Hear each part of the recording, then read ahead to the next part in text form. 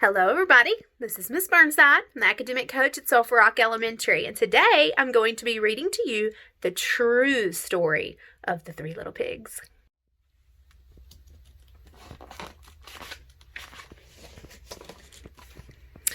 Everybody knows the story of the Three Little Pigs, or at least they think they do. But I'll let you in on a little secret. Nobody knows the real story because nobody has ever heard my side of the story. I'm the wolf, Alexander T. Wolf. You can call me Al. I don't know how this whole big bad wolf thing got started, but it's all wrong. Maybe it's because of our diet. Hey, it's not my fault wolves eat cute little animals like bunnies and sheep and pigs. That's just the way we are. If cheeseburgers were cute, folks would probably think you were big and bad too.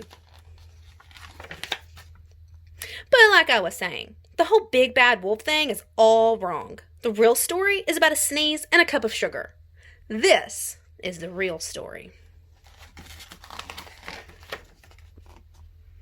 Way back in Once Upon a Time, I was making a birthday cake from a dear old granny. I had a terrible sneezing cold. I ran out of sugar. So I walked down the street to ask my neighbor for a cup of sugar. Now this neighbor was a pig, and he wasn't too bright either. He had built his whole house out of straw. Can you believe it? I mean, who in his right mind would build a house of straw? So, of course, the minute I knocked on the door, it fell right in. I didn't want to just walk into someone else's house, so I called, little pig, are you in?" No answer. I was just about to go home without the cup of sugar for my dear old granny's birthday cake. That's when my nose started to itch.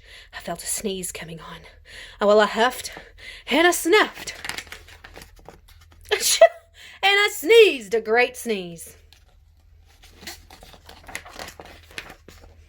And you know what? That whole darn straw house fell down. And right in the middle of the pile of straw was the first little pig, dead as a doornail. He had been home the whole time. It seemed like a shame to leave a perfectly good ham dinner lying there in the straw, so I ate it up. Think of it as a big cheeseburger just lying there. I was feeling a little better, but I still didn't have my cup of sugar. So I went to the next neighbor's house. This neighbor was the first little pig's brother. He was a little smarter, but not much. He had built his house of sticks. I rang the bell on the stick house. Nobody answered. I called, Mr. Pig, are you in?" He yelled back, "Go away, wolf, you can't come in. I'm shaving the hairs on my chinny chin. I had just grabbed the doorknob when I felt another sneeze coming on. I huffed and I snuffed and I tried to cover my mouth, but I sneezed a great sneeze. And you're not going to believe it, but this guy's house fell down just like his brother's. When the dust cleared, there was the second little pig, dead as a doornail. Wolf's honor. Now, you know food will spoil if you just leave it out in the open, so I did the only thing there was to do. I had dinner again. Think of it as a second helping. I was getting awfully full, but my cold was feeling a little better, and I still didn't have that cup of sugar for my dear old granny's birthday cake. So I went to the next house. This guy was the first and second little pig's brother. He must have been the brains of the family. He had built his house of bricks. I knocked on the brick house. No answer. I called, Mr. Pig, are you in?" And do you know what that rude little poiker answered? "Get out of here, wolf! Don't bother me again."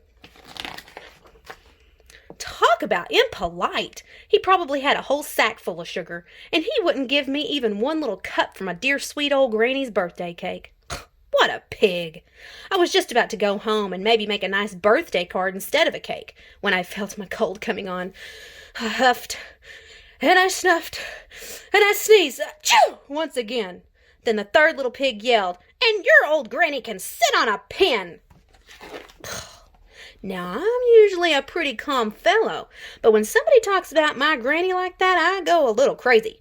When the cops drove up, of course I was trying to break down this pig's door, and the whole time I was huffing and puffing and sneezing and making a real scene. The rest, as they say, is history.